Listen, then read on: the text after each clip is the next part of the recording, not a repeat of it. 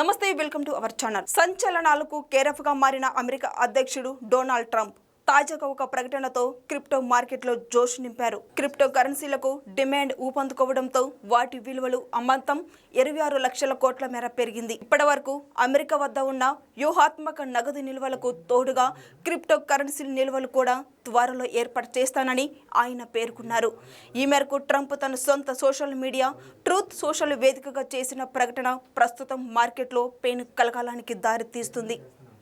Crypto కరెన్సీలతో వ్యూహాత్మక digital నగదు నిల్వలను ఏర్పాటు చేస్తున్నానని డొనాల్డ్ ట్రంప్ దొల్తా పేర్కొన్నారు. ఆ తర్వాత గంటలోనే మరో విస్పష్టమైన ప్రకటనను సోషల్ మీడియాలో వదిలారు. బిట్ కాయిన్, ఈథర్తో పాటు ఇతర కరెన్సీలతో ఈ నిల్వలు ఏర్పాటు చేస్తానని ఆయన అన్నారు. ఈ మేరకు త్వరలోనే ఉత్తర్వులు జారీ చేస్తానని కూడా స్పష్టమైన ప్రకటన చేశారు. దీంతో క్రిప్టో మార్కెట్లో ఒక్కసారిగా జోష్ వచ్చేసింది. ప్రపంచంలో అత్యంత విలువైన క్రిప్టో కరెన్సీగా పేరుపడ్డ బిట్ కాయిన్ మార్కెట్ విలువ ఏకంగా 11% మేర పెరిగి $94,000 చేరుకుంది. ఇక రెండో అతిపెద్ద కరెన్సీ ఈథర్ మార్కెట్ విలువ కూడా 13% మేర పెరిగి $2,516 చేరుకుంది. మొత్తం క్రిప్టో కరెన్సీల విలువలు కూడా 10% మేర పెరిగి $300 బిలియన్ దాటిపోయింది. ఇదంతా కేవలం గంటల వ్యవధిలో జరిగిపోవడంతో ట్రేడ్ వర్గాలు కూడా ఆశ్చర్యం వ్యక్తం చేశాయి.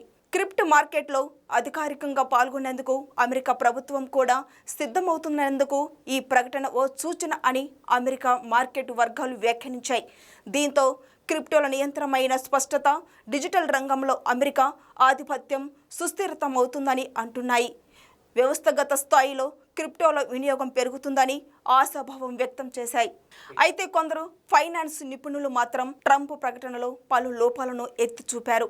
బిట్ కాయిన్తో పాటు ఇతర క్రిప్టోలను కూడా వ్యూహాత్మక నిల్వల ఏర్పాటు కోసం పరిగణనలోకి తీసుకోవడం కొంత ఆశ్చర్యపరిచిందని అంటున్నారు. బిట్ కాయిన్ తప్ప మిగతా కరెన్సీలను టేక్ పెట్టుబడులు లాంటివి వాటి ప్రాథమిక నాణ్యతను మర్చినట్టు కనిపిస్తుంది. ఈ ప్రకటనలో జాతీయత కూడా తొంగి చూస్తుంది అని సదరు వర్గాలు కామెంట్ చేశాయి. గత ఎన్నికల్లో ట్రంప్కు క్రిప్టో సంస్థలు కూడా మద్దతుగా నిలిచిన విషయం తెలిసిందే. దీంతో అధ్యక్ష పీఠం ఎక్కగానే ట్రంప్ క్రిప్టో ప్రయోజనాల కోసం చర్యలు ప్రారంభించారు.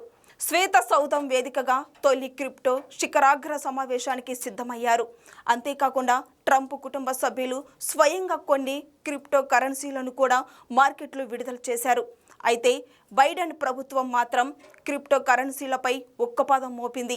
డిజిటల్ మోసాల నుంచి సాధారణ అమెరికన్లను రక్షించేందుకు, నగదు అక్రమ రవాణాలను అడ్డుకునేందుకు పలు నియంత్రణ సంస్థలు క్రిప్టో సంస్థలపై కఠిన ఆంక్షలు విధించాయి. ఇక ట్రంప్ అధికారంలోకి రాగానే అమెరికా స్టాక్ మార్కెట్ నియంత్రణ సంస్థ క్రిప్టో సంస్థలపై వివిధ దశల్లో ఉన్న విచారణలను ఉపసంహరించుకుంది.